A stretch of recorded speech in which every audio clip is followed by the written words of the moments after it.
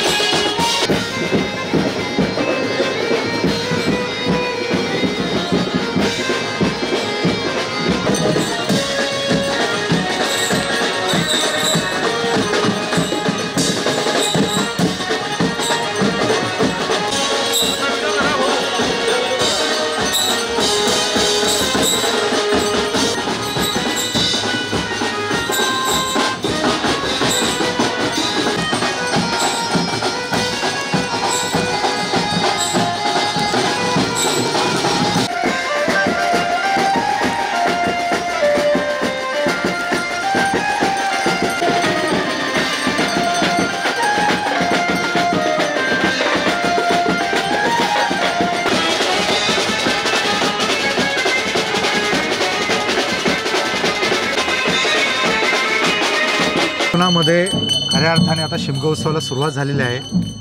ठिकठिकाणी होम संपन्न होत आहेत। प्रत्येक तिथीनुसार, प्रत्येक वेळेनुसार प्रत्येक गावामध्ये होम मोठ्या पद्धतीने संपन्न होतात। भाविक पण मोठ्या ठिकाणी जमत आहेत। आपण आज जांभारी या ठिकाणी आहोत। रत्नागिरी तालुक्याचं शेवटचं टोक आहे। आता पहाटेचे 4 वाजलेले आहेत आणि 4 वाजल्यानंतर ह्या ठिकाणी जे मानकरी ग्रामस्थ आहेत आपल्यासोबत आहेत। आपण त्यांना विचारूया की आजचा जो होम होता ते होमाची रूपरेषा कशी होती।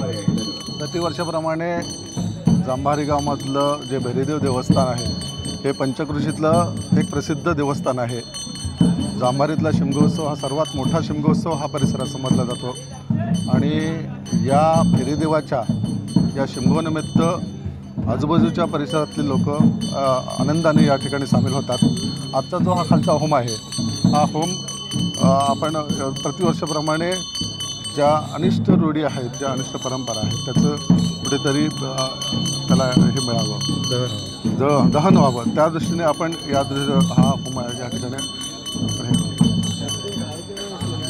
आज या ठिकाणी मोठ्या एवढी सकाळ सकाळ असून देखील भाविक मोठ जमा झालेले आहेत। मला एक सांगा, तुम्ही हा शिमग्याचं काय वैशिष्ट्य आहे? वैशिष्ट्य म्हणजे सर अगदी स्वातंत्र्यापूर्वी काळापासून ही परंपरा सुरू आहे। अनेक जाती बांधव जे इतर जातीचे असतील, कोणी असतील, अगदी मुसलमान समाजाची माणसंसुद्धा या शिमग्यामध्ये सहभागी असतात आणि इतर कोणी असतील आजूबाजूच्या पंचक्रोशीचे सगळे माणसं या ठिकाणी या कार्यक्रमामध्ये किंवा सणामध्ये अतिशय आनंदाने उत्साहाने सहभाग घेतात या ठिकाणी. आता मला सांगा, थोड्या वेळापूर्वी या ठिकाणी हातामध्ये निखारे घेऊन असे भाविक चालले होते, त्याचं नेमकं स्वरूप कसं आहे? म्हणजे इकडचे जे पलीकडचे जे कुडली जो आहे समाज, कुडली गाव आहे त्यामध्ये गुहागर तालुक्यामध्ये येतो, तिथे एक पालखी आहे. जशी आमची ही भैदेवची पालखी आहे तशी त्या ठिकाणी सुद्धा पालखी आहे. त्या दोघी बहिणी असं समजल्या जातात आणि त्या प्रथेप्रमाणे हे चालू आहे. तिथे ते भेट किंवा ह्या गोष्टी असतात, गाठीभेट हा विषय असतो त्याच्यामध्ये. या ठिकाणी आपण पाहू शकता जी पालखी भाविक नाचवतात ती पालखी 200 किलो वजनाची पालखी आहे आणि 200 किलो वजनाची पालखी ही लिलया खांद्यावर पेलून पालखी आनंदाने या ठिकाणी नाचत आहेत. भाविक मोठ्या प्रमाणे या ठिकाणी उत्सव साजरा करतात देवाचा.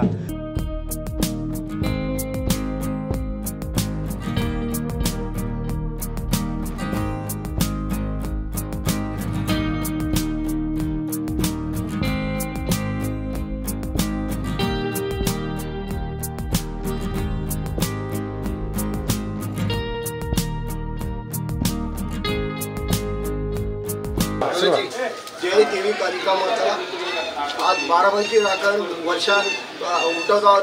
पूर्वीच्या लोकांनी जी काय प्रथा चालवली होती ते आज आम्ही मागोपाठ चालत आहोत. काय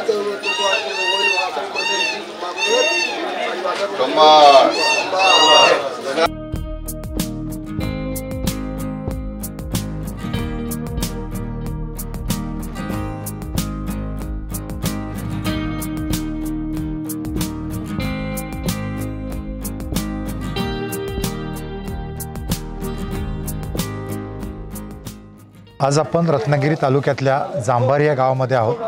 या ठिकाणी आता शिमगोत्सव म्हणजे अर्थात होळीचा उत्सव संपन्न झालेला आहे. त्यानंतर दुपारी असे बरेच कार्यक्रम आहेत. या संदर्भातल्या देवस्थानचे जे मानकरी आहेत ते आपल्या समोर वसावे सर आहेत. सर, मला सांगा, या कार्यक्रमाची परंपरा कशी आहे? फार पुरातन काळापासून या ठिकाणी या उत्सवाचं स्वरूप दिलं जातं. आत्ता आपण जे उभे आहोत ते वासव्यांचा मांड म्हणून काळकादेवीचा जो मांड आहे त्या ठिकाणी आपण उभे आहोत. त्या काळकादेवीचं आत्ता पूजार्चेचा जो भाग आहे तो आत्ता सुरू आहे. त्या ठिकाणी विडे काढले जातात आणि ह्या विड्यांचं वाटप इथल्या समस्त ग्रामस्थांना केलं जातं. आणि हे जे आत्ता इथं होलटे दिसतात किंवा जे आपण त्याला कोलतं म्हणतो, ही कोलतं प्रज्वलित झाल्यानंतर सुमारे 10च्या दरम्याने जवळजवळ 100 माणसं अलीकडे आणि 100 माणसं पलीकडे ही कोलतं नाचवत ते